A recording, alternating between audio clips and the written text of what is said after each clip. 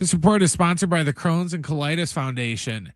Last night, the Aztecs defeated San Jose State on the road 81-68. The team's next game is Saturday night at Viejas Arena when they take on Boise State. Our pregame coverage with Fletch will start at 6 o'clock, and John will have the tip after 7. The NBA saw its best Christmas Day viewership numbers in 15 years today, according to the league. More than 47 million people in the U.S. watched at least some of the 5-game slate on ABC and NBC, which is up 45% from last year. Coming up at 4:30, we got round 2 of the college football playoffs when the Cotton Bowl gets underway, when number 10 Miami takes on number 2 Ohio State. Like I said, kickoff is set for 4:30 in that one. And this Friday, make sure you can catch the Holiday Bowl right here on San Diego Sports 760 between number 17 Arizona and that ranked SMU. John and Rich will have the kick at 5 o'clock. The Crohn's and Colitis Foundation has been at the forefront of inflammatory bowel disease research and care for over 50 years. Learn more about research, education, and support at Crohn'sColitisFoundation.org.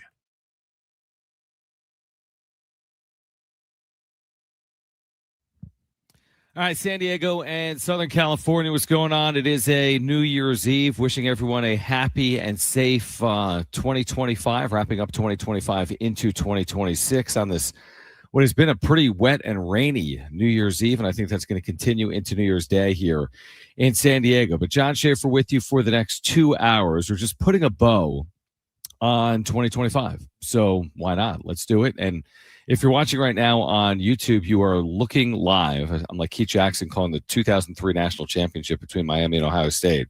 Actually, it's Brett Musburger. But you were looking at my bedroom, actually, here in my place in San Diego, back from Northern California, where the Aztecs played last night and beat San Jose State. If you missed Brian Dutcher, you'll hear from Dutch coming up later in the show. And we'll put a bow on 2025. We'll look ahead to 2026. We'll take New Year's Day off. And then we'll be back here on Friday. I think Jonathan Rifkin, who was just on with you, told you that he'll be doing the show on Friday afternoon because me and Rich Ornberger will be calling the Holiday Bowl from Snapdragon Stadium between Arizona and SMU. So we'll be calling the Holiday Bowl coming up on Friday evening at 5 o'clock from Snapdragon Stadium. But we're with you all day on Friday right here on San Diego Sports 760. And we spent a little bit of time yesterday talking about, the offseason for the Padres and the possibilities that remain out there. And what's interesting here is we're going to get resolution on the 2 biggest stars from Japan. We might get them between now and the next time that we have a show on 760. We spent some time yesterday talking about Kazuma Okamoto, who is a third baseman and a guy that's hit like nearly 300 home runs over in Japan in his career, and he's 29. And then we haven't spent as much time on Tatsuya Imai. I think I'm saying that right. He's a younger starting pitcher that's had just a brilliant career in Japan. And I do wonder, well, I don't want to lead Padres fans down the path of like, oh, they're going to sign both of these players. And I can't wait to talk about this on Friday or on Monday. But you do wonder, like, is there going to be a 2026 surprise potentially for the Padres? And it doesn't have to be one of these Japanese stars, Imai, the starting pitcher, or Okamoto, the infielder, the slugger who's hit nearly 300 home runs. But could there be a surprise? And I think I'm prepared to say that there absolutely could be. And the reason I say it is it's AJ Preller. And I mean, I even go back to earlier this month when Michael King re-signed with San Diego. That to me was really surprising that Michael King re-signed. I remember doing a show, I think it might have been in November now, when I was in Vegas getting ready for the Aztecs in that Players Era Festival back in November. And I remember the day that Dylan Cease signed as a free agent kind of seemingly out of nowhere with the Toronto Blue Jays. And I'm like, that is not good news for the Padres because he just got $200 million.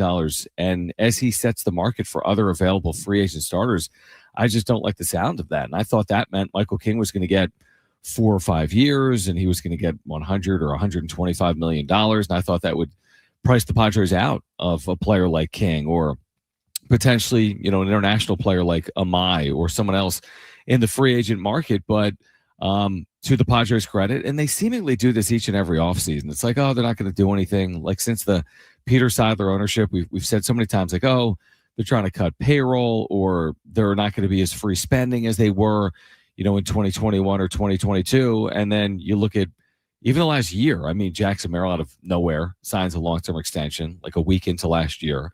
Or last offseason, they're doing nothing, and then all of a sudden Nick Pivetta, who becomes like as valuable as any player on the team last year, he's signed for pennies on the dollar and performs like one of the top 10 pitchers in the National League. And now I'm left to wonder, what are they going to do in 2026? Because I know they're doing something. Like, I know they're nowhere near done. I know that it's going to cause a level of, I think, surprise and excitement when they make their next move. I just don't expect it to be, we signed this player for $600,000 and we'll round out our roster and we're good to go for the upcoming season. I don't see it like that. It's just not how AJ Preller traditionally operates, and I don't think that's how he's going to operate heading into 2026. You could argue they're closer now to having a completed roster than they were obviously a couple of weeks ago because of the addition of Michael King, but I don't think they have near enough when it comes to starting pitching, and they could absolutely use another starting pitcher. I don't know if that's going to be this Japanese star or not. In fact, I'd be surprised. But again, that's kind of the point, because the Padres have surprised us a ton over the years here in San Diego, specifically under Preller this decade. Really since like that, Machado era began, which is going back like 7 years. I mean, from that moment on, there's been a lot of surprises. I don't think we expected, trades for Joe Musgrove and Blake Snell and Joe Musgrove, or certainly not Juan Soto, or then Juan Soto being traded away. There's been so many twists and turns here over the last 4 or 5 years. I'm just expecting more in 2026, I think, is the point. And maybe that goes both ways. Like, maybe that means a player like Jay Cronenworth, who's been an everyday player for the last 4 or 5 years and has one of the more meaningful moments in Padres postseason history. Is he going to be here in 2026? Are we assured that Nick Pivetta will be here in 2026 now that Michael King is back? I think it makes sense. And AJ Preller's on the record saying that he's excited about the idea of pairing the two again at the top of the rotation for the Padres. But I just know this, whether it's, again, Kazuma Okamoto or Tatsuya Imai or a trade or a free agent or a player on their way out, I'm expecting the unexpected in 2026. That's the beauty of sports. And as we head into like a new calendar year in San Diego, and you think about what we have on the horizon, whether it's the Padres, obviously, with professional baseball, or SDFC or San Diego State basketball or football or whatever else it is, I think the thing is, you just don't know. And that's the beauty of it. And that's why I enjoy doing this as often as we do it, each and every weekday, talking to San Diegans, because if it was predictable, then it wouldn't really be that fun. I mean, if you just went into a season and had all the answers, then it would be like, what's the movie, Brent, where they know the answers to the sports? Back to the Future. The sports almanac. Yeah, where they knew what was going to happen. So, like, we can pretend like we know what's going to happen, and we all get caught in that. I'm like, oh, here we go again. Why even play the regular season? The Dodgers are just going to win the NL West, and they've won the last 2 World Series. But that doesn't mean they're going to win a third straight, and it also doesn't mean they're not going to. It doesn't mean a team can't sneak into the postseason with 84 wins and get to a World Series, and so on and so forth. So, yeah, to some extent, you feel like it's an uphill battle from a Padres perspective because you're in the division with the Dodgers and they keep spending. And on the other hand, it's like, well, you can't only concern yourself with the Dodgers. You got to play the season out. And Padres have had back-to-back good years, even, since Peter Seidler's ownership. And yes, they've had now, they're exploring the sale, and, they've had the managerial change, but the core remains, I think, an important component here for the Padres, because we get caught with, what moves are they making? How are they adding to this roster? Where, again, you've got one of the game's top third basemen of the last 15 years in Manny Machado. You've got one of the preeminent stars in the sport in the outfield in Fernando Tatis Jr. You've got one of the great young sluggers in the sport in Jackson Merrill. And then you've got a front of a rotation led by Nick Pivetta and Michael King. And I think the back of your bullpen is one of the best in the sport, and they've proven that to be the case over the last couple of years. So it's always uphill, I guess, is the point. I mean, unless you're, the Yankees in the 90s, or like the Cowboys in the 90s, or, the Chiefs in the 2010s and into the 2020s. Like, for most teams, it's uphill. But that's kind of the beauty of it, because even when dynasties start, you don't necessarily expect them. I don't know if Chiefs fans expected them to start a dynasty with Patrick Mahomes when that era began. I mean, I don't know if that was the expectation. The Chiefs have had no success in the postseason basically in their history until this era with Mahomes, or thinking about the Golden State Warriors before Steph Curry. Like, the expectation wasn't to win championships in Golden State in the Bay Area before this version of, the recent version of this team over the last 10 years with the Steph Currys and the Klay Thompsons and the Draymond Green. So who's to say eventually it won't be San Diego? And that's why we all watch. That's why we all listen. That's why we all dream.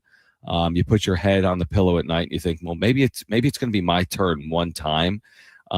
And it's absolutely a possibility, and you don't want to sell the false hope. And we'll be very honest over the course of 2026, but you do want to kind of dream a little bit as one year ends and another begins about what is possible in 2026 locally, whether it's for the Padres or San Diego State men's basketball team that will end the season on a high note by winning yesterday at San Jose State to get to 2-0 in the Mountain West. And I know it's been up and down to start this season for the Aztecs here on the Mason. We'll get into that. We'll hear from Brian Dutcher coming up in about 15 or 20 minutes. Do we have Aztec tickets, by the way, Brent, that we're giving away today for Saturday or not? Yes. All right, we do. So we're here until 6. We'll give away some tickets for San Diego State basketball. We'll do that coming up later this hour. We'll do it after we hear from Brian Dutcher. We'll give away some tickets later this hour. But I guess the point to start the show is that, A, never say never. I know it's cliche. And B, I'm expecting a surprise from the Padres to kick off 2026 because spring training is weeks away. With the WBC, that moves everything up.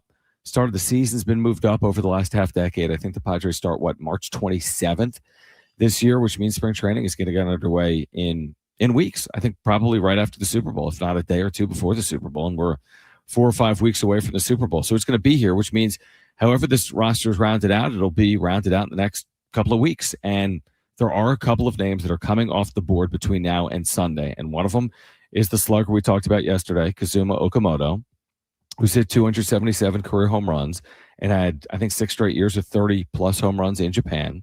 And then the other that's coming off the board, I think, by Friday, because I think it's Okamoto by Sunday and Tatsuya Imai by Friday. We'll have resolution there.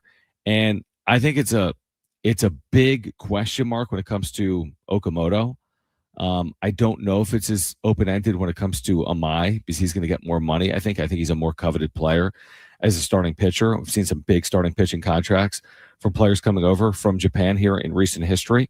But I'm curious. I know that. I'm curious. I thought the last signing that we saw by the White Sox, that was like completely unexpected.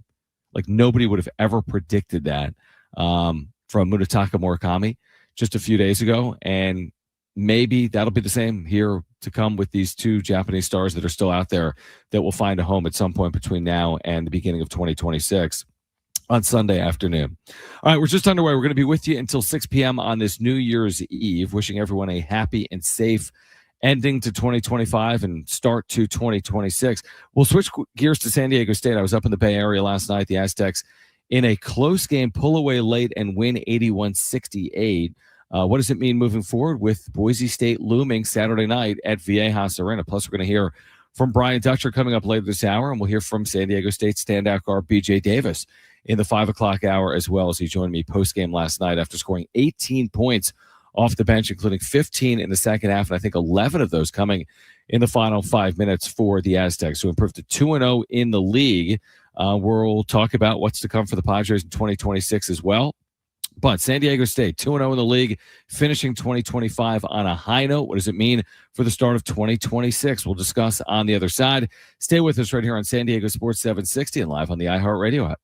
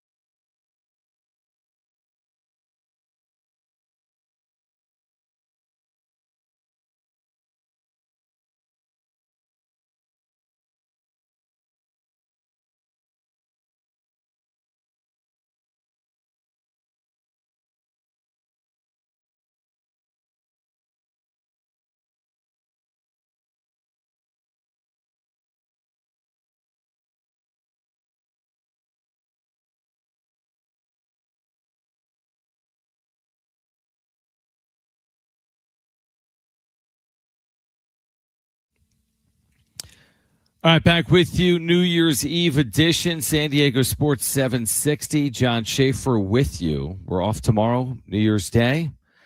And then back Friday, J-Riff will be here from 2 to 5. Me and Rich Ornberger on the call of the 2025, or is it the 2026 Holiday Bowl?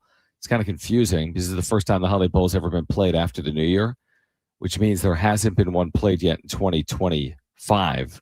And there won't be one played in 2025. It'll be played again on January 2nd, and we'll have the call of that for you coming up on Friday. We have Aztec basketball tickets. We'll give away a huge game coming up on Saturday against Boise State back at Viejas Arena. We have 2 free tickets. We'll give those away later this hour after we hear from Brian Dutcher, who I sat down with post-game last night after the Aztecs beat San Jose State 81-68. If you're wondering where Jim is, he's gone. Jim has moved, officially departed. His final show was on Monday, where we sent him out. We had 12 or 13 guests on the show. Jim's wife, Erin, joined, and his mom joined, and Darren Smith and Marty Caswell and Annie Halbrin, and I don't even know who, just everyone. Everyone was on the show, but it was kind of like an open secret for the better part of a month, because if you're watching the show, I guess if you were listening to the show, you probably didn't really know any better because it's just radio. But if you're watching the show, you're like, well, why are John and Jim in separate rooms? Like, John's in the studio in San Diego that they've been in for the last handful of years, and Jim is in like some separate studio. So for a day or two, okay, that sometimes happens, you travel, but he was there for a month doing the show, and that's because he and Erin have moved to Philadelphia, where Erin is from. She's from the suburbs of Philadelphia, and he disclosed more on this, I think, his second to last show, which is like 10 or 15 days ago. There were reasons for doing it, but yeah, Jim has moved to Philadelphia, so the John and Jim show, after a 4-year run, what a run it was. Started in January of 2022, wraps up in December of 2025. That show is no longer. Now I'm going to be with you each and every day in 2026 and beyond on 760 in the afternoons. As you can see, if you're watching on YouTube, and we've talked about it a little bit on the radio, I will have a co-host. If you're watching on YouTube, it says John and coming soon. We've also joked about like John and TBD or John and question mark, but there will be a co-host that will be announced early in 2026. So stay tuned for more on that, because we should have information on it in the days or weeks ahead as we get January underway next week. But I'll be with you throughout the course of the transition in the afternoons right here on San Diego Sports 760. So I shared yesterday that I made my way to the Bay Area for San Diego State's basketball game, which was played last night against San Jose State. Thankfully, I made it. I discussed the fact that I literally missed my flight by sitting at the gate and just putting AirPods in my ears and missing the flight. I just was sitting there. I guess they boarded the plane without me, and I looked over and it said departed, and I'm like, wait, what? Today, Brent, I was so aware and alert. I used the Brent methodology, what you taught me yesterday, which is the one AirPod. I went with the one AirPod, so I had one open ear. And even with that, dude, I kid you not, because I was like on my phone and I had my laptop out, I was right there. I was staring at the Southwest Gate. And all of a sudden I was like off in like no man's land, like just kind of dreaming for a second. And everyone was already standing to board. So I like raced over all panicked. I mean, they hadn't even started boarding, but I was all panicked. So this has forever impacted me. Like I'm going to be thinking about this for a long time. The fact that I just missed my flight, but I was on the flight today. Now, I ended up sitting on the tarmac for like hours because of the rain in Northern California and the rain in Southern California, but made it back. I got here an hour or so before the show and made it back in one piece. If I would have missed this flight, Brent, then we wouldn't have had the final 2 hours of John and Jim, because I'd probably still be up there because it was already delayed by a couple of hours. But I think I've learned my lesson, is the point that the next time I have a flight, I have to listen and pay attention to actually board the aircraft. Otherwise, I'm just going to be left behind. Who did you fly through? What's that? Like, who did you fly through? Like, was it Delta? What? It was Southwest, where you like line up. No, because I haven't flown in like years, but the last time I flew, I think I went through Delta, and I had like their app. With their app, they would like give you a notification like as soon as your gate started to load or whatever. That happened last night. That happened yesterday too. I got a push notification like they're boarding. Yeah. And I look back, I'm like, no, they're not. And I don't know what I was doing, man. Seriously. Like I'll never like forgive myself. Thankfully, nothing. Who cares? I mean, it didn't even cost me a penny to change the flight. They just booked me on the next flight, and I still made it to San Jose like 8 hours before the game. Um, but again, it's not happening again. Hopefully, but to last night, and we'll hear from Brian Dutcher on this coming up in a few minutes. San Diego State last night, one going away in what was a close game until the final 5 or 6 minutes. It was a 2-point game with like 5 or 6 minutes left. Then they went to the small bowl lineup, and BJ Davis led the way, and they had 4 guards out there and a forward, and I thought Farrah Compton played well all night long for the Aztecs, and then Miles Bird had a steal and a slam, and Reese Dixon Waters hit a couple of late threes as the Aztecs stretched out from 2 points to 15 before winning by 13, covering the spread, covering the Ken Palm numbers and the metrics, and winning 81-68. And then there we were last night, and I'm looking at social media, and I'm reading our text line, which, by the way, we'd love to hear from you today, 70470. Started with the word team. Again, 70470 started with the word team. And there was a good amount of reaction. It was like, they're not playing well. This isn't good enough. They let a bad team hang around. I'm thinking to myself, like, how many times do we have to go through a college basketball season and have the exact same conversations? Because a year ago, I was told the exact same thing when they played at San Jose State. They trailed by 17 in the game and were so fortunate to win that game. They won at 69-66. And same thing, sky's falling. How could you allow San Jose State to be in a game with you? This team isn't any good. They're not going to make the NCAA tournament. And of course, the Aztecs a year ago were in the NCAA tournament. And by the way, they trailed by 21 at home last year to San Jose State. Or go back 2 years.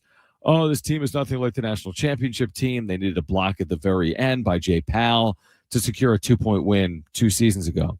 Lo and behold, that team goes on to play for a Sweet 16 later that year. Or the year that they played for the national championship. And they beat a Fresno State team at the Save Mart Center in February. I think it was like February 20th or around then in 2023. And they beat Fresno like 43-40. Or 43-41 or something like that, like a 2 or 3 point win in a game that had 85 combined points.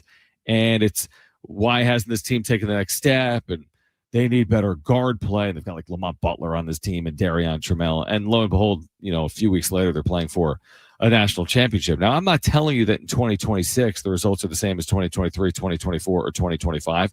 I'm just telling you that over the course of a basketball season, guess what? Spoiler alert, there's going to be a lot of close games, especially in the league. And last night, I mean, would you even call it a close game? Like somebody today responded to one of my tweets where I said, hey, they won 81-68. Here's the wrap-up show. Like, oh, I heard it was a 2-point game with 5 minutes left. I'm like, yeah, and I heard it was a 13-point game when the game ended. It doesn't, like, sports don't work like that. Nobody looks back and says, yeah, the Lakers beat the Timberwolves by 11, but they only led by 1 with 151 to play. It doesn't matter. Nor does the final score. Now, it does in college basketball because metrics are a part of the sport. So I'm not going to pretend like the final score doesn't matter in college basketball. You don't want to beat the worst team in the net by 2 points at home. Like when you're a 25-point favorite or a 35-point favorite, that's not going to be advantageous. But when you're favored by 11 points on the road and you win by 13, guess what? All the sky is falling Chicken Little stuff doesn't make any sense because I wake up today and the Aztecs went up 10 spots in the net from I think 83-74. So the metrics looked on it more favorably than the fans do, which is fine and is to be expected. But all of a sudden, I think San Diego State put together a good December. After a shaky start in November, I would call it a good December. And now they need to continue to improve and get better into January. And that starts Saturday when they take on Boise State at Viejas Arena. We'll get more into that game. We'll hear from Brian Dutcher on the other side, his reaction to an Aztec win over San Jose State in Northern California last night.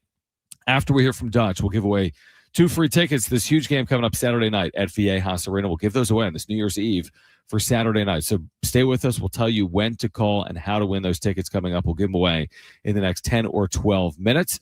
This is the New Year's Eve edition. Stay with us. San Diego Sports 760 and live on the iHeartRadio app.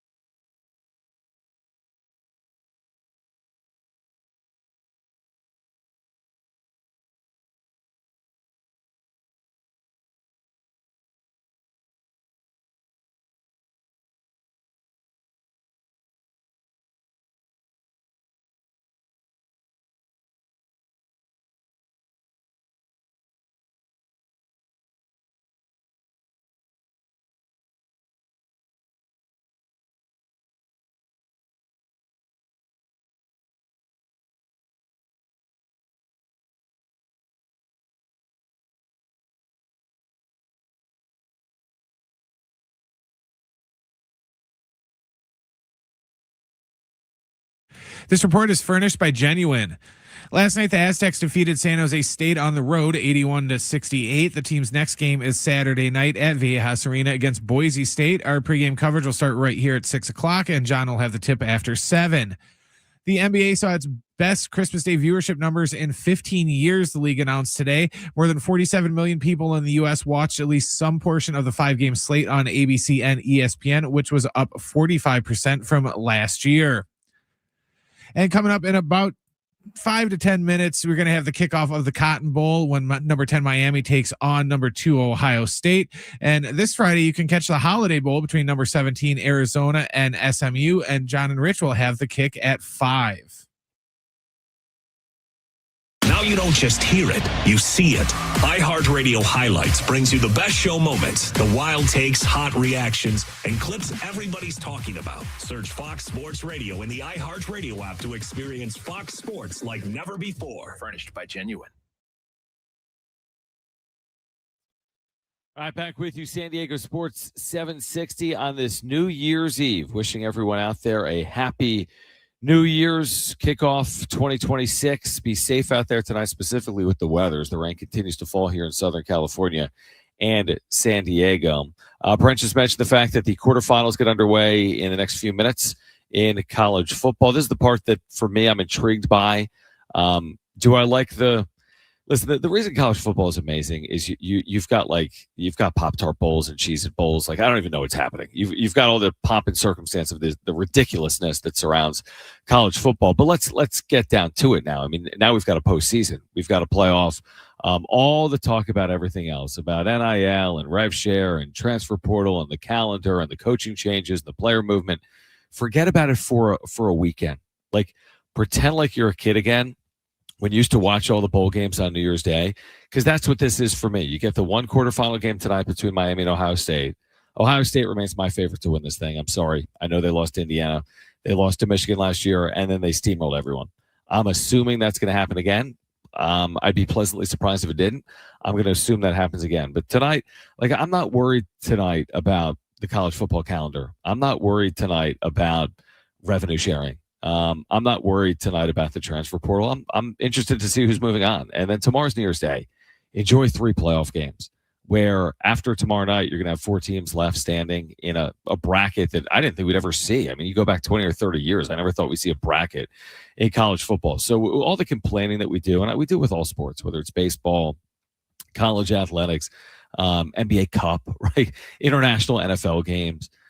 We do it in all sports, but for 24 hours, I'm going to turn that all off, and I'm going to put my attention on just being a college football fan and watching these things because it's New Year's, and that's what people do. That's what sports fans do on New Year's. All right, let's get back to the Aztecs here briefly. Is this the full conversation, Brent, or do I throw to the first question? Okay, so Brian Dutcher joins me post-game. Aztecs again won 81-68 over San Jose State. They're now 2-0 in the league. I think I started it by asking Dutch how the Aztecs were able to pull away in the last handful of minutes. Is that right? All right. This is Brian Dutcher. We just got stops and turned us loose on a high ball screen. We ran something late in the game I hadn't run before, and it was successful, so we kept going to it, spreading them out and getting downhill with our guard. We had a 4-guard lineup in down the stretch. So we played big most of the game and went small down the stretch. I think that helped us. You know, the fast break points, again, late in the second half, you had some early in the first half. How pleased were you with your ability to run in this game? You didn't take advantage of all opportunities, but you outscored them in the fast break 24-4. Yeah, we ran good because they were sending 4 people to the offensive glass. Yep. And so most of the time they ended up getting it. They had a lot of offensive rebounds. We did a better job the second half. But when they didn't get it, we had a chance to run out because they were committed to the offensive glass. So when we did get it, we took advantage of the numbers in our favor.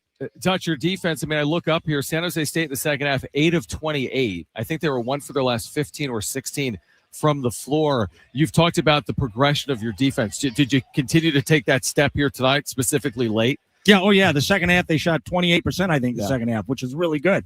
You're going to win when you can hold opponents to that. And then we shot 50% for the game. So the offense is functioning at a high level. It's the turnovers that were not very good. I think we had 10 at halftime. They're only forcing 12 a game. You know, we end up with, 16? Yeah. So too many turnovers, and that's been a problem in practice that we're addressing and working on.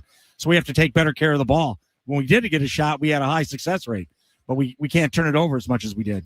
Dutch, in the end, you had 4 players in double figures, including B.J. Davis, who will join us in a few minutes. But can you speak to B.J., how he's just not forcing the issue, and he's still able to make this impact, specifically late in this game at both ends? Yeah, I didn't play B.J. at the point until the very end, and I put him in high ball screens, and he was hard to guard for them. And that was a big difference. So I've got a versatile lineup, and I've got to find ways to put my players in the best opportunities where they can be successful. And for BJ at the end of the game was that high ball screen. What'd you think of Miles Bird and Reese Dixon-Waters here tonight? Specifically, I'm thinking about Bird, how he was able to impact the game at both ends. He was getting into passing lanes. He was a big part of some of those shot clock violations. Reese comes to life on offense late. What did you see from those two tonight? Yeah, Miles played with tremendous energy. I mean, his energy was infectious, and he was out there all over the floor, causing shot clock violations, contesting shots late, got the run-out dunk late, and Miles played with such tremendous energy, it really was infectious for everybody. What does it take to win here? I mean, you've had some close games over the years. I think back to 2 years ago with Jay Powell late, and then last year coming back from 17 down. This could have gone either way with 6 or 7 minutes to play. What does it take? Night in and night out on the road. What does it take to win here? Just a tough-mindedness. I just tell them, it's not always going to go your way. There's going to be stretches where the other team plays well, and you have to fight through those stretches and not be discouraged.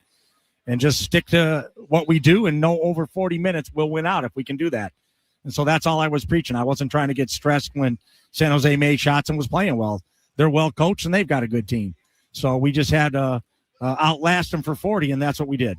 Lastly, what's the message heading into getting back to Viejas? You'll get Boise State on Saturday night. What's the message to your team as you look forward to a couple of nights from now? Just get back, get rested and healthy, and know if it wasn't your night tonight, it can be on Saturday. We've got a deep team, and we have guys that are capable, and that's the beauty of this team. We have depth and we have talent, so we've got a chance. Dutch, congratulations. 2-0 in the Mountain West, a road win at San Jose State. We'll see you Saturday night, all right? Thanks, John. Appreciate it.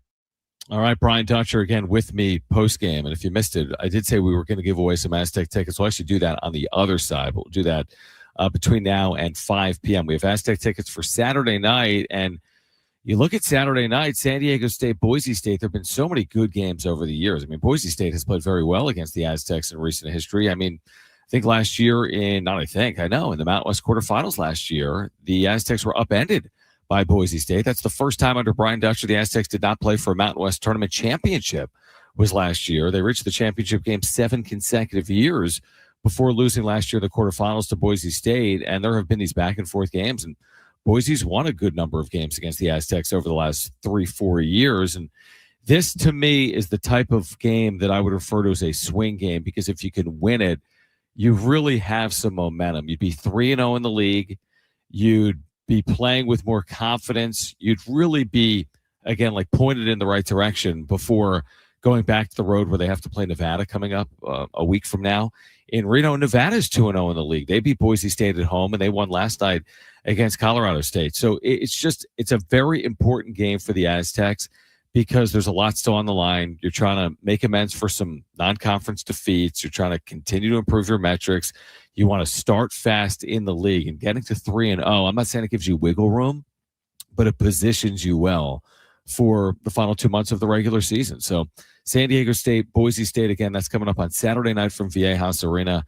Really looking forward to it. Again, it's a game you can hear right here on San Diego Sports 760 at 7 p.m. We'll have pregame coverage beginning at 6 p.m. Again, that's going to be Saturday night here from the Mesa. All right, on the other side, we'll give away tickets to that game. Plus, we will get you ready for everything on the line this week again in the college football playoff. Miami and Ohio State tonight, then 3 games tomorrow. We'll get back to the Padres in the 5 o'clock hour, and we're going to hear from San Diego State standout guard B.J. Davis, who has been just sensational for the Aztecs off the bench this year, and again yesterday. 3 points at the half, but he finished with 18 overall, 15 of his 18 coming in the second half. I think 11 of those in the final 5 minutes or so. We'll hear from B.J. Davis in the 5 o'clock hour. But again, on the other side, updates on the college football playoff. Plus, we're giving away Aztec tickets for Saturday night against Boise State. Don't go anywhere. This is San Diego Sports 760. We're live on the iHeartRadio app.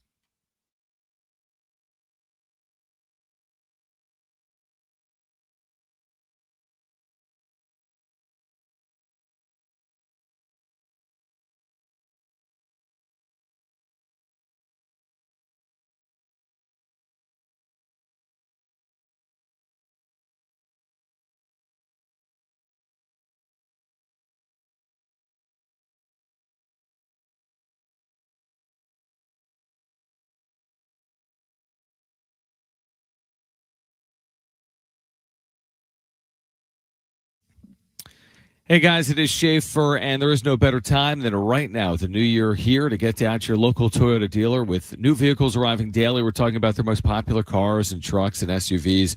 So whatever kind of vehicle you're looking for, you can hurry into your Toyota dealer today, or make sure to head to Toyota.com if you're looking for a great deal on a new Toyota.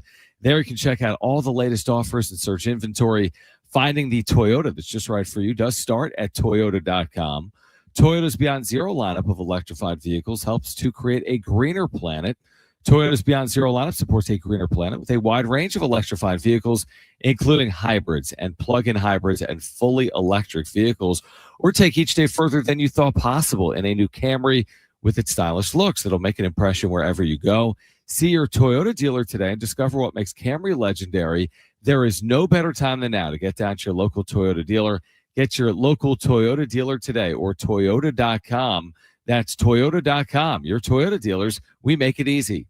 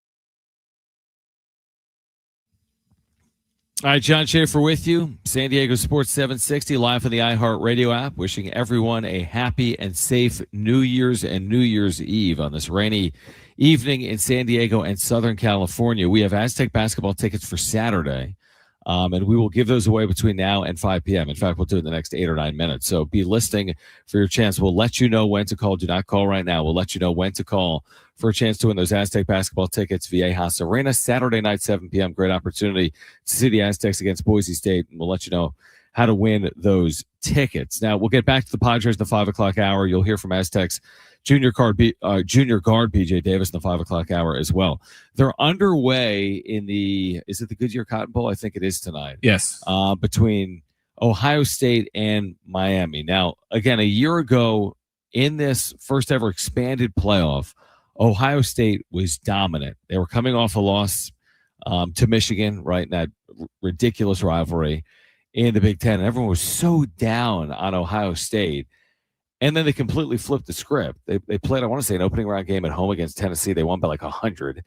And then they just steamrolled everyone, including Oregon, the number 1 seed, on their way to a national championship. Now, This year's a little different, but they did lose their last game. That was in the Big Ten title game to Indiana. Now, it came in Indianapolis, and it was a game that honestly didn't mean a ton because both teams had byes in the first round of the college football playoff. And now Ohio State, their path begins at the University of Miami, and we'll see. It's just underway. It's scoreless. Both teams have punted the football in the first 4 or 5 minutes. But what do you think, Brian? I mean, I'm not a fan of it. I'm not a proponent of Ohio State winning, each and every year. But I think I'd take Ohio State over. I don't know if I would take Ohio State over the field. I think I would. Coming off the loss to Indiana, I think that they're going to be very motivated by that. I think if they meet IU again, I think they will beat them. The game will not be played in Indianapolis. I mean, who would you pick other than Ohio State, I guess, to win this? If my choice is Ohio State or the field, I'll take the field. 100%. I mean, that gives you still 7 other teams. Just because it's just one of those things where with football, and it doesn't matter if it's college or pro, it's any given Sunday / Saturday thing to where, yeah, sure, on paper, Ohio State should probably boat race half the teams that are left. And, if they played Texas Tech or somebody, I think they'd just crush them. But, on any given day, they can get beat.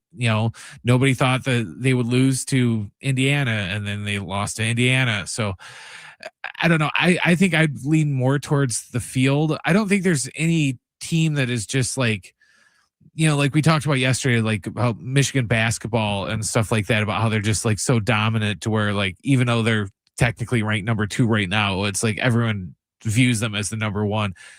I don't really see a team like that. There's no like Alabama from like 7 years ago to where it's just like it's Alabama's, thing to win and everyone else is just there.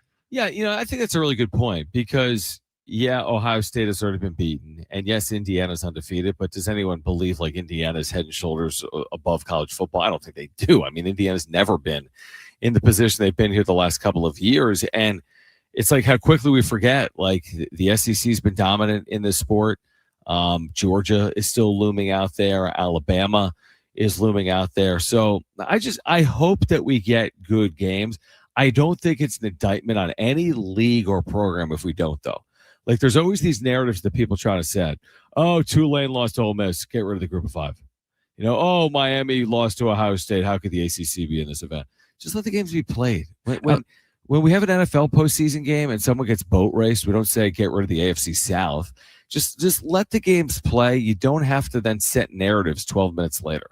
Dude, I guarantee if Ohio State wins this game tonight, like 42-20, everyone's going to jump on social media. But see, this is why Notre Dame should have been instead of them. It's Notre Dame. Why is Miami in? Yeah, why is this a 12-team playoff? There's only like 3 dominant teams. We don't need 12 teams. There's only 2 or 3 that are capable. Yeah, and maybe Miami wins. And then there's a whole nother narrative. What happened to Ohio State in the Big Ten? Does Ryan Day have to go? He can't win the big game. Like, dude won a national championship like a minute ago.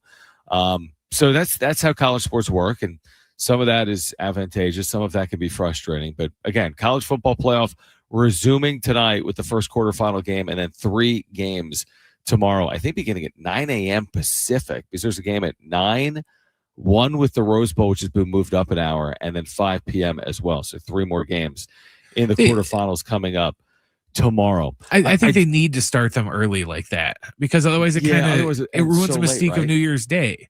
You talked earlier about, it used to be everyone would wake up New Year's Day and just cram in all this football. Yep. I remember being a kid, I'd get up like in Wisconsin at like 8 a.m. to watch the Gator Bowl for crying out loud. And now it's just like, there's only like 3 games. 3 games, and like the non-college football playoffs, like the best thing you got going for you is like the Pop-Tarts Bowl. Yeah, no, 100%. It's changed a lot. It has changed a lot. I like playoff games in general, especially playoff football games. And again, it's so new to college football. So I'm a proponent of the playoff. I'm with you. The bowl season has changed a lot. But tomorrow I'm just going to sit down and pretend like, hey, it's New Year's Day. This is what we've all done since we were little kids. Let's watch good football. And they're meaningful games. This isn't just some random bowl game where, okay, Texas beat Michigan today. Who the hell cares? These are games where winners move on and losers go home, and you're playing for national championship. So I'll be watching. I know that come tomorrow. Now, also coming up this weekend, you've got this ridiculous slate. We didn't touch on this, I don't think, at all yesterday. We have these ridiculous games, Brent, in the NFL this weekend with all types of drama and divisions on the line and seeding on the line. I mean, it's worked out beautifully for the league, and I think it's worked out beautifully for some of these networks as well, including ABC and ESPN, because they've got a couple of really important games, including Niners and Seahawks on Saturday, where you're determining divisions and top seeds in the NFC. And then you look ahead to what's on the line coming up on Sunday, and you've got like Steelers Ravens still to come. I mean, if you're a fan of that, this is where the NFL does it right, because you're only playing 16 or 17 games. It means the margins are still going to be thin. And here we are, week 18. And how many of these games have playoff implications? A number of them beginning on Saturday. It's kind of a catch-22 though, because for the, 49ers and Seahawks and the Steelers, Ravens, we also have, the Eagles, despite being in contention for the number 2 spot with the Bears, they're sitting people. Yeah. Green Bay, technically, they have no reason to start Jordan Love this week or any of those guys against Minnesota because they're in the 7th seed regardless. So I bet they sit people. I don't know if the Bears are going to sit people now that the Eagles are. I don't think they will, just because Caleb Williams only needs like 260 yards to be like the first Bear to ever throw for like 4,000 yards. And I kind of feel like they're going to want him to get that. So I think they might play at least a half. But there's going to be a lot of games where it's going to be backups playing because they're just sitting and waiting for the playoffs. Yeah, it's a good point. I mean, that's the danger, I guess, of the final week of the regular season, is when seeding has already been determined. You could get a lot of like almost like preseason type football. I also think that's a double-edged scenario for some of these teams, because even like, okay, I'll give you an example, and these teams are going to be giving it their all, obviously, because the top seed in the NFC is on the line. But like, if you're San Francisco or you're Seattle and you're playing this great football, and the winner on Saturday night, now not only are you sitting with the bye week, which is great, every team wants it, and it's a huge advantage, but you're playing on a Saturday, not a Sunday. You're going to be 15 days potentially between games by the time you play again, which, like, do you really want that? If you're San Francisco and you're like bludgeoning everyone with your offense, do you really want to sit around for 15 days? I mean, again, I guess it's better than playing in the wild card round, but it's also a lot of time between games. So again, a lot on the line. I think the NFC is a complete gauntlet. No matter who is the 1 seed, I think there's a number of possible teams that could come out of, obviously, the NFC. We'll see about the AFC. Is this Josh Allen's year finally? But again, it's intriguing. There's a lot on the line beginning Saturday, a couple of games on ABC and ESPN, including this massive game in the NFC West and in the NFC in general between the Seahawks and the Niners. All right, we did promise you Aztec basketball tickets. We have those for you right now for caller 5 on this New Year's Eve. Call right now to 877-767-4760, and caller 5, you have 2 free tickets to see the Aztecs men's basketball team this Saturday night against Boise State at Viejas Arena. 877-767-4760. Caller 5, you have 2 free tickets to see the Aztecs this Saturday night against Boise State at Viejas Arena. We'll get back to these posting windows for players coming over to the major leagues. Could the Padres land one of these 2 players in a surprise announcement? We're talking about the prize young starting pitcher, Tatsuya Imai, or the slugger that we've talked about the last couple of days as well in Kazuma Okamoto. Could we get a surprise for the Padres to kick off 2026? Plus, if you missed B.J. Davis last night, the Aztecs star guard who scored 18 points, you'll hear our conversation coming up in the 5 o'clock hour, here until 6. Wishing everyone a happy New Year's. Stay with us on San Diego Sports 760 and the iHeartRadio app.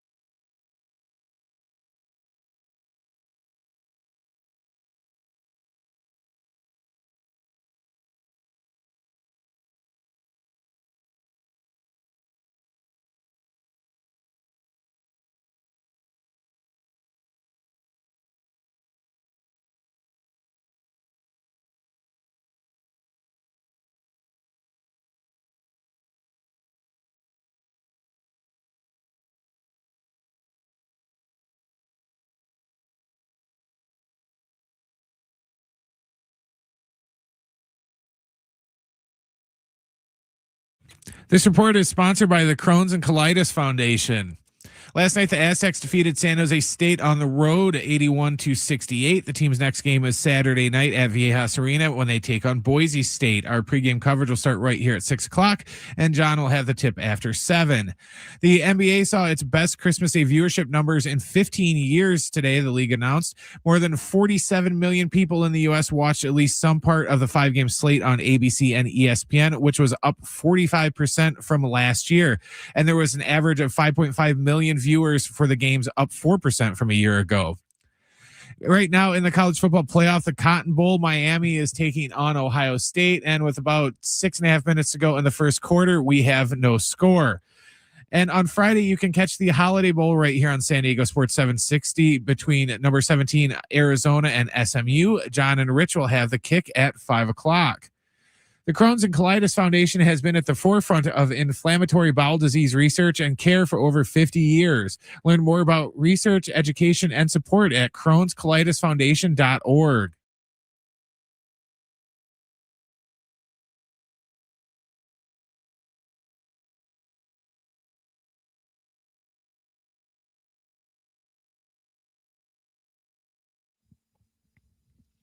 All right, final hour of 2025 on San Diego Sports 760 when it comes to live sports talk. Of course, we'll be back with you throughout 2026. And if you missed BJ Davis, San Diego State star guard, he had 18 points last night for the Aztecs in that win at San Jose State, 81-68. You'll hear our conversation coming up later this hour. We're keeping our eye on Ohio State and Miami underway in the Cotton Bowl. We're also keeping our eye on this posting window for a couple of players coming over from Japan.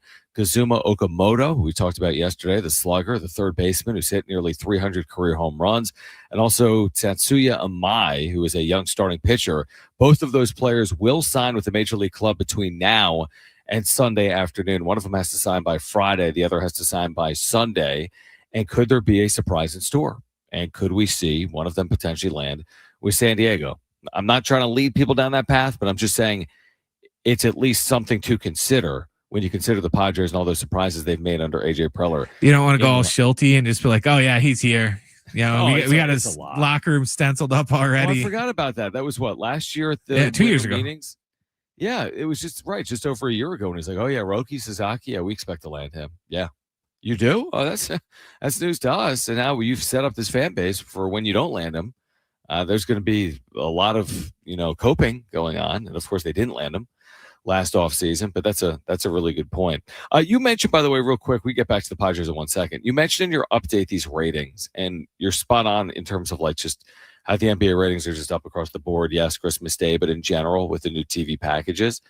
Now, I don't know if it's a caveat, but obviously the NBA and the NFL were once again up against each other on Christmas because the NFL has done this like hostile takeover of Christmas Day.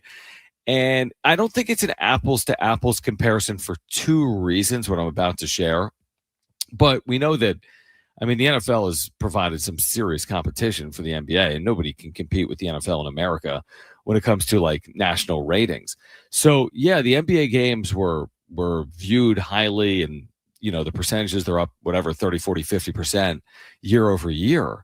But the NFL games on Netflix and Amazon, and consider these games were not the most intriguing games. And there were backup quarterbacks that were playing. And, this wasn't Seahawks Niners to decide who's the 1 seed in the NFC. It was like Cowboys Commanders, blah, Lions Vikings, whatever, Broncos Chiefs without Patrick Mahomes. Now, these are international numbers as well as national because those, networks are broadcast internationally, Netflix and Amazon, where when you talk about ESPN and ABC, those are, American broadcast companies. But Cowboys Commanders had 20 million viewers, and Lions Vikings had 27 million viewers, and Broncos Chiefs had 21 million viewers. When you compare that to, again, like Cavs Knicks at 6.5, and, Spurs Thunder had 6.7 million viewers, it's like, wow. Like, I watched the NBA all day for whatever reason that day. My wife has been so into the NBA over the last year, and it was just on. We just kept it on, and it started, I think, with a pretty good game between the Cavs and the Knicks, and we just left it on. And then Spurs Thunder's intriguing because, well, the Thunder are coming off a title, and the Spurs have dominated them this year, so I just left it on for like 8 or 10 straight hours. But it's kind of crazy with as good as everything's going for the NBA, that it still completely pales in comparison to even average NFL games that weren't even televised. I mean, they were streamed games. Yes, big brands when you have the Chiefs and the Cowboys and, the Vikings and the Broncos who have had this great year. But I was a little surprised by that. Like, I didn't think the NFL would run away as much as it did, considering the NBA games are on national TV and the NFL games are streamed, Brent. But again, the NFL proving, as they always do, that there's nothing that compares to it in this country. I was surprised a little bit. I didn't expect, the NBA to like compete per se with, the ratings that the NFL was going to put up, because the NFL's already proven that they can just throw any random crap up there on a Thursday and draw, 16 million people to watch it. But the thing that surprised me was, as soon as the NFL announced like the big Netflix, Christmas Day lineup last year, everyone was quick to just say, the NBA on Christmas Day is dead in the water. Nobody's going to watch that NBA now. It doesn't matter if it's LeBron and Steph. It doesn't matter because nobody's going to watch it, because everyone's going to watch the NFL over that. And now, the best non-playoff / finals day for your NBA season is just gone. It's toast now because the NFL took it from you. And so I was kind of expecting the numbers to be down, honestly. So when they said that they're up, and they're up by, that big of a percentage compared to last year, that's what shocked me. Yeah, that's a win. I mean, do you agree with the general statement or the thought process from Charles Barkley? We don't have the audio right now. This is going back a week.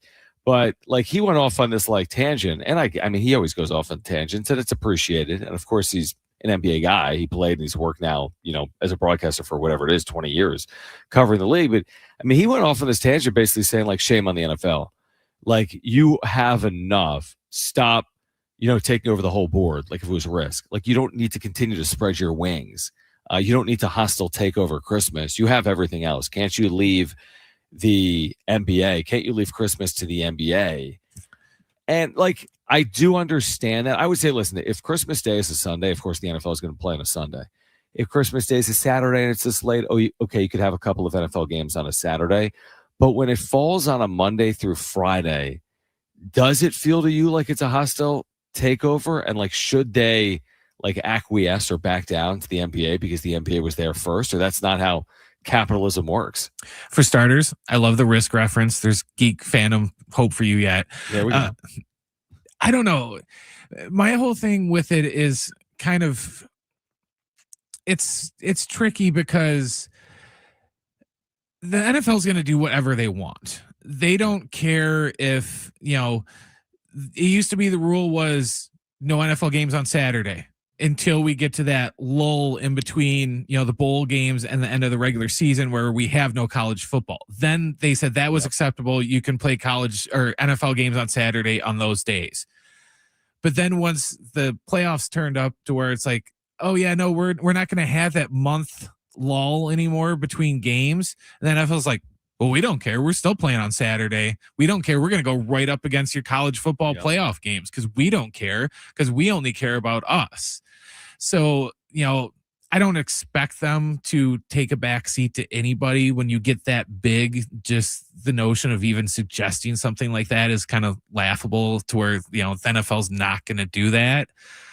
But, is it kind of in a certain extent, kind of a D-bag move on the NFL to just kind of pick some of these dates that other sports have kind of already had marked for their big days and go, yeah, that's real nice that you have Christmas Day, but it's ours now. We want it. Yeah, that's, I don't know. I mean, I see it both ways. Obviously, Americans they want more NFL. That's clear based on the amount of people that consume it. So it's not like there's not an appetite for it. It would be one thing if they were doing something that wasn't successful, but it's everything they touch turns to gold. So they want to touch everything. But it's you bring up a really good point with how they're stepping on the toes of the college football playoff. Now, okay, the college football playoff is new. Or I guess you could argue the college football playoff is stepping on the toes of the NFL if you wanted to. Or they're stepping on the toes again of Christmas Day in the NBA. Or even Major League Baseball no longer plays World Series games on Sunday nights. Or they don't traditionally. They'll play them on Saturdays and then take the Sunday off because of Sunday night football to then play on a Monday or whatever it is. So it just feels like the NFL has taken over all parts of the calendar, which again, on one hand, I understand Americans want it. I think if you asked most Americans, would you prefer they go to 18 regular season games or 20 regular season games? I think a majority of Americans would say yes. If you ask people, would you prefer the postseason was longer or the season was stretched out longer and, the Super Bowl was played in late February as opposed to early February? I think most people would say yes to that. But like, to what end? I mean, are you going to be playing the Super Bowl during the first weekend of March Madness? Of course they're not. But like, there's going to be a point where it's like you have to be somewhat cautious. You can't allow greed to completely rule the day because at some point that's got to be costly, is what I would say. Well, and it hasn't to this point, and maybe I'm wrong in saying that, but it seems like you have to be cautious to some extent. I think at some point the NFL would have to worry about just oversaturating itself, Right. because two of the biggest knocks right now on the NBA and Major League Baseball is their regular seasons are too damn long. And the NFL, I think a lot of the appeal is the fact that we only get one game a week.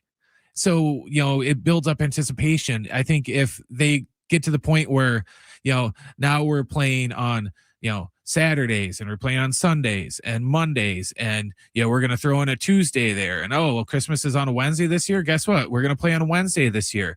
I think if we start getting it almost on like a, 5-day a week basis, it's going to kind of lessen the impact that it has because we're not going to have to wait for it anymore. It's going to kind of veer more into the territory of these other sports to where it's like we got too many games to where now people are just like, I don't need to watch this week's game because I got 82 other games to watch. Yeah, no, I think you're right. That's why I think that there's going to be a point where it can't continue to go up and up and up, right? Ratings, revenue, interest, attention. At some point, it's going to eat itself. Exactly. That's exactly right. I mean, so it's like I don't know when that point is going to be, and I'm not trying to tell people don't watch football or don't love the NFL.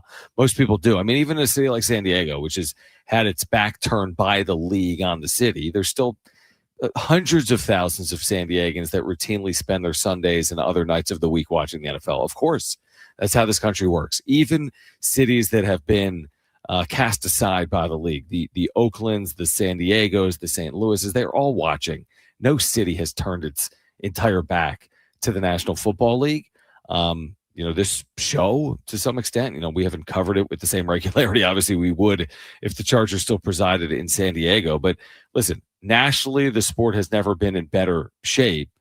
But that doesn't mean you should do it at the expense of like other entities or sports. And I don't know. It's just like there'll be a point where, to your point, it'll be oversaturated. They're not at that point, but there will be a point that could potentially happen for the NFL. All right, we're getting back to this posting period for these Japanese players coming over. They will sign by Sunday. Could the Padres be a possibility for either of them, either Tatsuya Imai or Kazuma Okamoto? We'll discuss that more on the other side. Plus, you're going to hear from BJ Davis, San Diego State star guard, who had 18 points yesterday in that win at San Jose State, 81-68. We're here till 6 p.m. on this New Year's Eve. Stay with us on San Diego Sports 760 and the iHeartRadio app.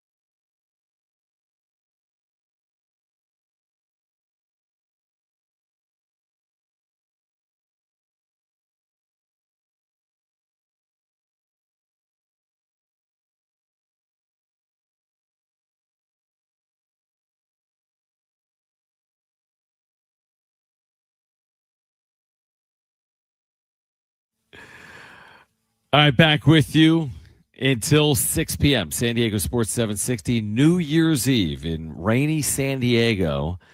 We've got you covered this week. You'll hear Jonathan Rifkin from 2 to 5 on Friday. That's January 2nd, because me and Rich Ornberger will be on the call coming up at 5 p.m. on Friday of the 2025/6 Holiday Bowl between Arizona and SMU. So we'll have that for you on Friday night. And Saturday, we've got San Diego State basketball, San Diego State and Boise State Saturday night at 7, pregame coverage at 6. I'll be on the call from Viejas Arena. So a busy weekend. Then, of course, back with you next week to kick off 2026 in earnest here on San Diego Sports 760. And then stay tuned. John and TBD becomes John and an actual human being, a co-host. Me and Brent will be joined by someone else at some point, hopefully early in 2026. So the update from the Cotton Bowl is that the Miami Hurricanes have dominated the first half, and they have scored first, touchdown against Ohio State to begin the second quarter, and Miami leads 7-0. Ohio State in 2 drives has 9 yards, and Miami's gone well over 100 yards in their first 3 drives. They turned the ball over in the red zone, but then they scored in the red zone, and they lead the Buckeyes 7-0 with about 13 minutes to play in the first half. So, listen, I thought Ohio State would run away tonight. They still could. I still think they're likely a favorite in this game, although it becomes a little more uphill for them, trailing 7-0. But if you're looking for a good football game, I think you needed this, Brent. You didn't want to see Ohio State score first with a touchdown. Like, if the Buckeyes went up 7-0 4 minutes into this game, I would have no faith in Miami winning it. But with the Hurricanes not only scoring, but scoring a touchdown, maybe this will be a compelling game over the next couple of hours. Yeah, because if Ohio State scores first, everyone go, here we go. It's just going to go just by the book. There's no reason to turn it on. Might as well, see if the Gasparilla Bowl or whatever else is on tonight is see what that score is. But yeah, if you want them to believe, or from the viewer standpoint, if you want them to believe that the underdog can win, it's better off if you get Miami to score first. So it at least gives you hope. Yeah, that's exactly right. I think what most people want, we spent a little time there talking about the NFL. I think what really makes the NFL so intriguing is it's more must watch than a lot of these sports, because a lot is hanging in the balance. You're only playing 17 regular season games. The difference between 9-8 and 10-7 is the postseason, or 10-7 and 11-6 could be a division. So every game does matter. But here's the other thing. NFL games, by and large, even between quote unquote good teams and bad teams, the games are closely played.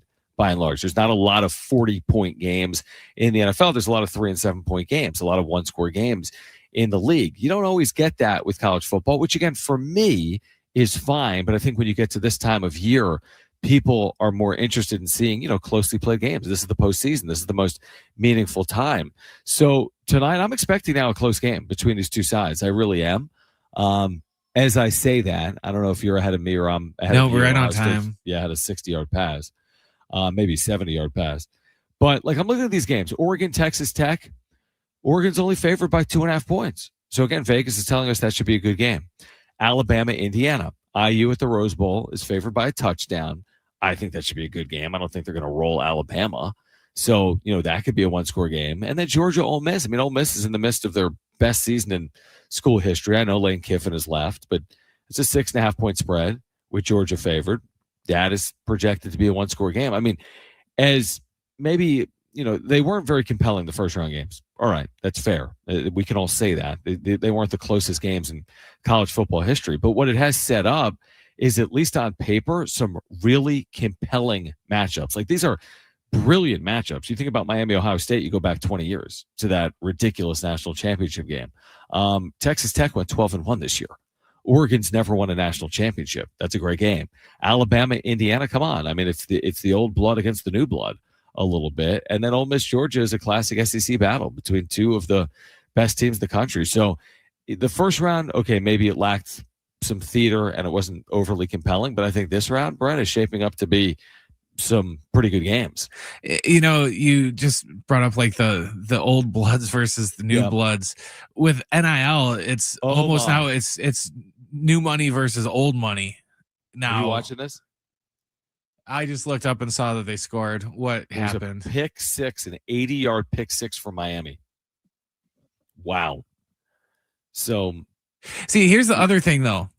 Right now we're like, oh man, what's wrong with Ohio State? Do you Yeah. remember what position we were in? I think it was about a week ago today, John, when we were leaving and we are going, oh man, Oklahoma's just kicking their ass. Oh, yeah, it was like Alabama's done. And then I Yeah. got home, walked my dog, and was like, oh, never mind, they're losing now. It was just, I think 17-point lead. 17 points, and then they were up like 10. Like, yeah, it's a good point. I mean, college football games are long, much longer than the NFL. More plays are run in college games. There's way more big plays. This game is far from over, but this is actually a perfect start for Miami. I mean, to lead 14-0, which you're taking some of the playbook away from Ohio State. Ohio State beats you with their defense. Yeah, they've got an explosive offense with Julian Say and the San Diego and these wide receivers. But, I mean, wow, a 14-0 start. I never expected that. God, he had that the whole way, too. That was ridiculous.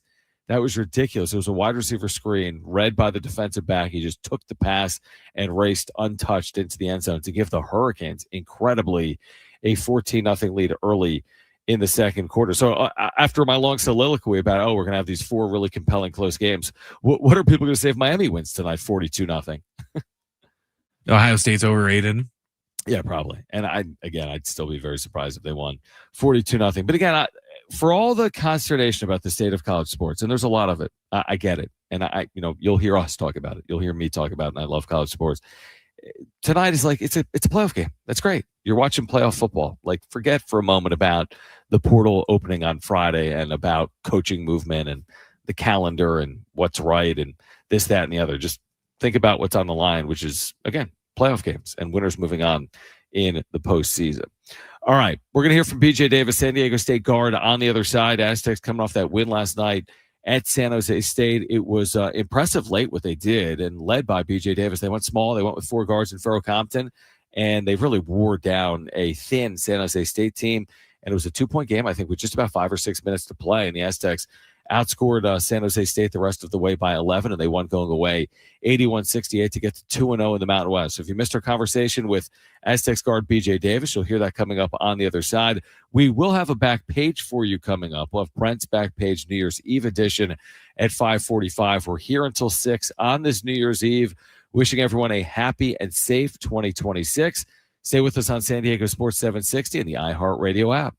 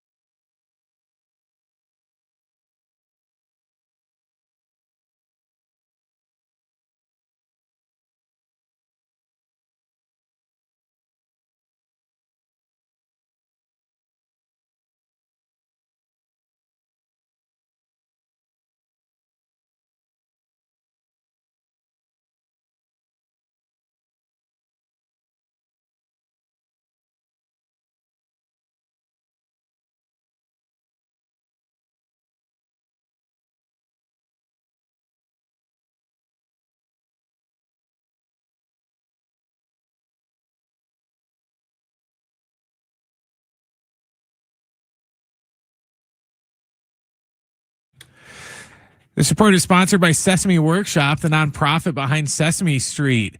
Last night, the Aztecs defeated San Jose State 81-68. The team's next game is Saturday night at Viejas Arena when they take on Boise State. Our pregame coverage starts right here at 6 o'clock, and John will have the tip after 7. Right now in the Cotton Bowl with about 9 minutes to go in this first half, it is 14-zip Miami. We'll see if they can make a comeback. And this Friday, you can catch the Holiday Bowl between number 17 Arizona and SMU. John and Rich will have the kick at 5 o'clock. The world needs Sesame Street, and right now Sesame needs you. Donate today at sesame.org/iHeart. That's SESAME.org/iHeart. Elmo loves you. Thanks for making a difference.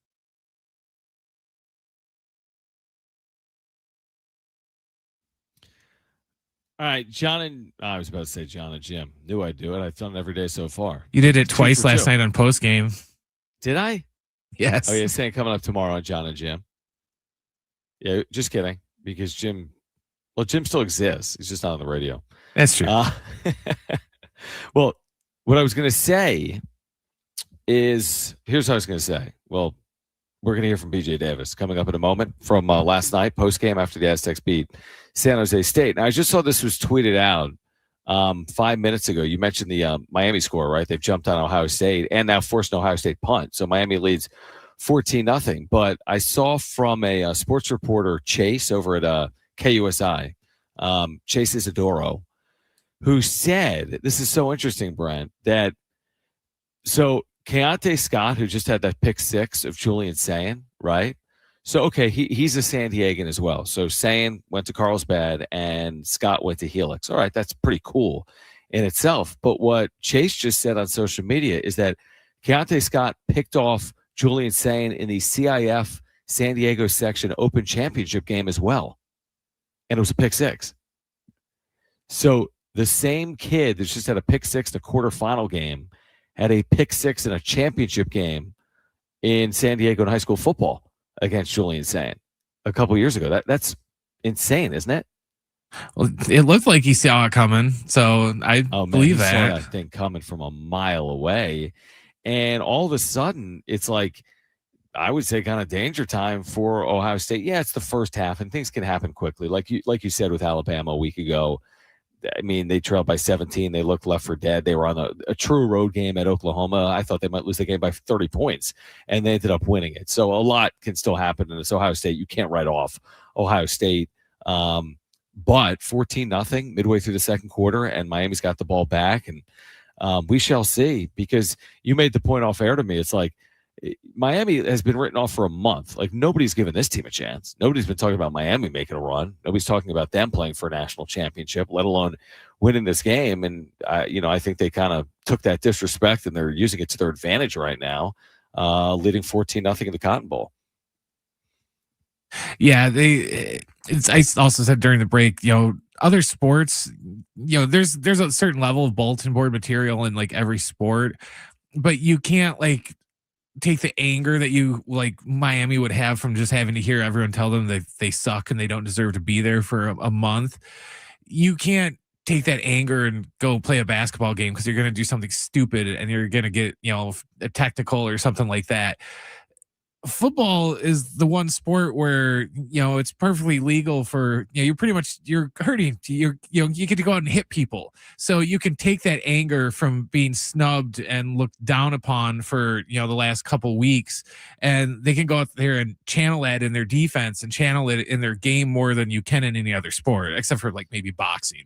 Yeah, I think that's fair. Yeah, I completely agree with that. Yeah, I do. So, okay, so we're watching this again. Miami and Ohio State. There's 9 minutes to play in the first half. Miami's got the ball and a 14-0 lead. Let's turn our attention back to, again, San Diego State. You're going to hear Aztec basketball Saturday night. Aztecs and what's that? I just say your question's in there. Okay, so yeah, you're going to hear Aztecs and Boise State coming up on Saturday. This, by the way, is a huge game. Boise State has near identical metrics to the Aztecs. Veteran team like San Diego State. Has had good wins this year. They've had some bad losses this year. They've been very similar, honestly, to the Aztecs. And over the years, we've seen some really good games and closely played games. I'm expecting another closely played game coming up on Saturday night between the Aztecs and Boise State. But San Diego State getting to 2-0 in the Mountain West. And here was my conversation with BJ Davis postgame. From here, what's it like to get a win on the road, get to 2-0 in the Mountain West? It must feel good, and thanks for hopping on. Yeah, it feels amazing. Another chance, another opportunity on Saturday with Boise. So looking forward to that. Tell us about the final few minutes of this game. We just had Dutch on. He talked about playing you at the point there late, which really led to a lot of success. What was going through your mind on those final handful of possessions when you guys were able to get downhill, attack, and score? Just kind of hit singles. No need for, home run plays at that time. Just make singles and everything will add up. I'm thinking about the defense in this game because San Jose State shoots 34%. And we always say your defense leads to the offense. I want to say they were like 1 for their last 16 or 2 for their last 16. What's the mindset like as you're locking in there in the final 6 or 8 minutes of the game? I think just having your teammates back. I think all 5 are just connected and focused on the ball and preventing the ball from going in the basket. And I think we did a good job of that down the stretch. What does it take on the road? I mean, we talked about this off air, but it takes 40 minutes. You don't win in 20 or 25 minutes, and you're in a close game. There's going to be tons of close games in conference play. What does it take when you're on the road to pull out a game like this?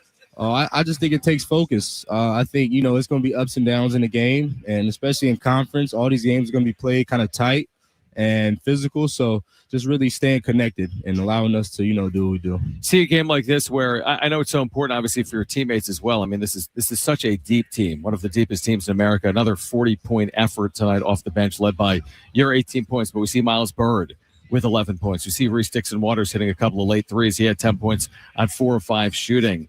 How important is that as you watch this team kind of collectively grow together? I think it's super important, to see everybody contribute and produce. I think that would be huge for us. It'll make playing the game easier for everybody if, everybody's rolling, everybody's hitting shots, and everybody's in their groove. So I think we have to continue getting everybody involved, and we'll keep trending upwards from there. It's interesting when I watch you play right now, and I don't know how many points you scored in the first half, but you're not forcing an issue. You're doing what it takes to win the game. I go back to what Dutch told us post-game after Whittier. He's like, BJ Davis played as well as anyone on the floor because he was just setting up his teammates to have success.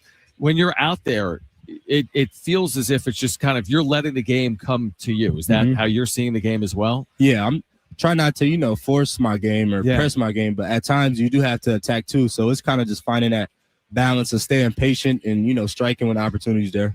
In a game like this, San Jose State, Kobe Garland, he scores 30 points. He gets to the free throw line.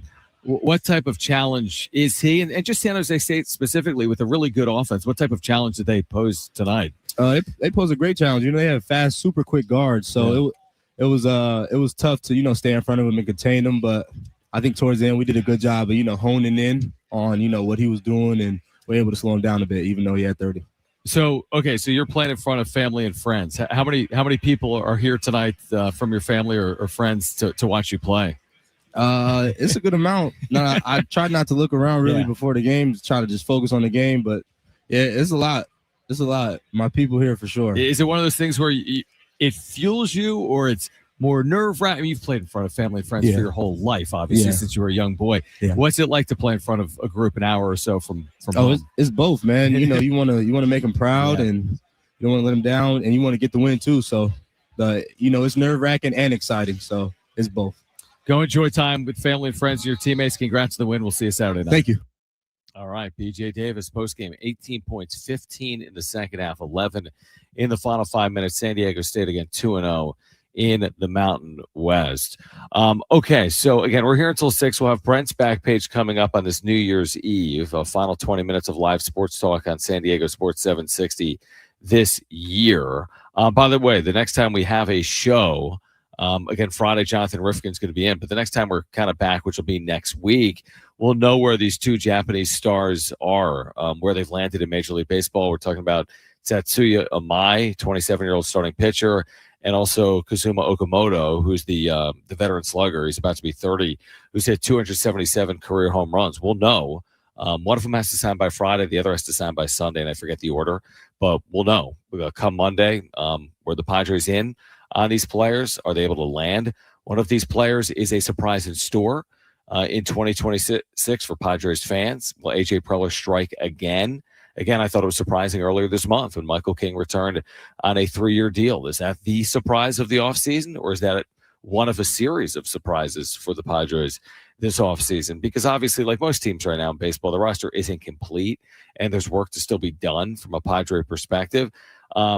Hopefully it's more than just like a rounding out of the edges and, a minor league free agent that's got a chance to make the team, or someone that's in the system that has an opportunity to make the 26-man roster. I'm hoping for more than that. I'm not telling you that it's going to be one of these 2 Japanese stars, but do they still have money to spend in free agency in general with a major leaguer? Are they parting ways with a player via trade that we've, become accustomed to seeing, like the Jay Cronenworths of the world? Or what is up AJ Preller's sleeve, I guess? That's the big question for me and Padres fans heading into 2026. And again, some of those questions answered this weekend. And then I think most of the questions answered in the coming weeks, because spring training, again, is going to get underway in early February. You've got the WBC, and then you have the start of the regular season, March 27th. So, yeah, the offseason feels kind of long when you lose in the opening round of the wild card series, and the season ended October 2nd, but it's going to be here before we know it. We're less than 3 months out from the Padres returning to San Diego on March 27th. All right, we're going to take a final break. We've got one more segment for you here this afternoon on this New Year's Eve. If you're out there driving tonight, celebrating tonight, make sure to be safe, leave extra time. It's wet. Enjoy time with family and friends.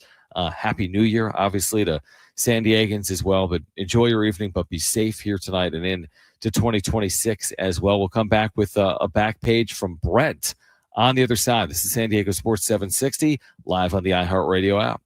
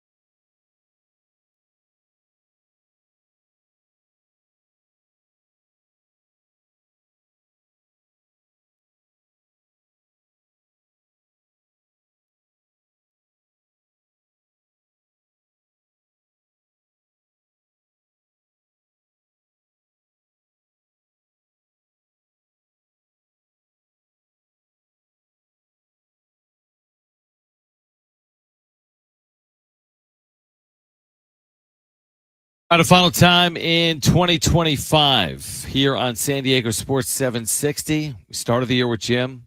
We end the year without him. Such is life. Our 4-year run is over. We'll have a new show for you lined up to start 2026. Me and Brent will be back on Monday. We've got Sports Talk Friday as well. Jonathan Rifkin will be in for me because I'm calling the Holiday Bowl with Rich Ornberger. Then Aztec basketball on Saturday night. You can hear us at 7 p.m. with pregame coverage beginning at 6. And then, of course, right back with you on Monday at 2 p.m. on San Diego Sports 760. So we're just getting started in general on the station. I'll be back with you in 2026. Brent will as well. And if you missed it early in the week, I recently signed a long-term extension. So 2026, 2027, hopefully well beyond 2028. For San Diego sports fans. Meanwhile, Ohio State, before we get to the back page here, Brent, Ohio State is in a dangerous spot. Their offense has been completely rattled. I mean, maybe the quarterback saying, who's got the pick six and just does not look comfortable. And Miami, not only do they lead 14-0, they are driving. They're in Ohio State territory, maybe just outside field goal range, but inside the 40 with 3 minutes to play now. In the second quarter, I wouldn't feel great if I was a Buckeye fan trailing by more than 2 scores tonight at halftime. The only thing I would be worried about if I was a Miami person is say they get a touchdown here and go up 21-0 at half, that they just pump the brakes too much and then just come out and get super conservative in the second half and let Ohio State get back into it. It's a fair point. Yeah, like you can't change. It's a great point. You cannot get conservative, especially now. I mean, 14-0. There's no way Ohio State isn't like scoring in this game or making it competitive if you only scored 14 points. I mean, they'll get back into this game. But I would say this out of Ohio State is that the last time we saw them was the Big Ten title game, right? And they didn't score. Their offense was very vanilla. I think they scored 10 points in the entire game. Now, they missed a 29-yard field goal that would have tied it. But their offense was very generic and bland in that game. And tonight their offense has done absolutely nothing. And at some point they're going to have to wake up. So we'll see if they do or not. So this is the first of the 4 quarterfinal games. And again, underway at the Cotton Bowl between Miami and Ohio State. Again, Ohio State, the favorite here tonight. But again, Miami with the early score. And then the pick six that has really changed the complexion of this game.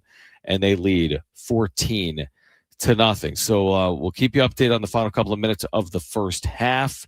I don't know if the back page is going to be back or not in 2026. I think we're going to at least start 2026 with the back page, even without Jim. So let's get to it here to wrap up 2025, Brent.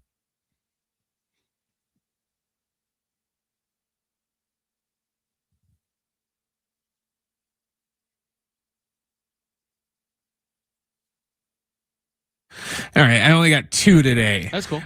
One of them was one that I actually grabbed for Jim 2 weeks ago and forgot to give to him. And it was a total Jim story, and you'll understand why in a second.